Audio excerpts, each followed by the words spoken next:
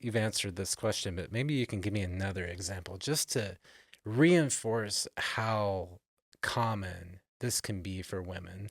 Um, were there times when you felt treated differently than your male peers? Absolutely. When I was active duty, and I was a colonel at the time, and I would frequently get asked to serve on promotion boards because they wanted to have diversity on the boards, and I checked two boxes.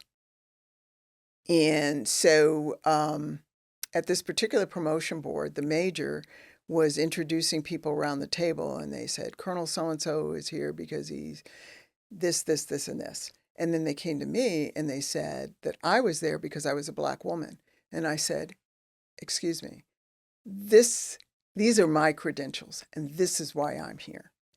And so the major was red-faced, but and I assumed that what he meant was we have to have diversity on the board. And so, but to minimize me by saying I was there because I'm a black woman and not because I was chair of a department and doubly board certified and had served for 20 years. But, my race and my gender was the only reason that I was there. As if that wasn't a barrier to your being there anyway.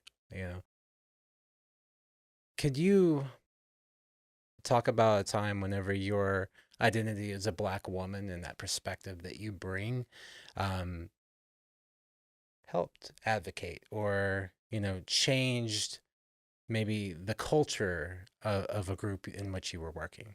Well, I think where it is most impacted is I feel like I'm in a position to mentor young women and African American service members.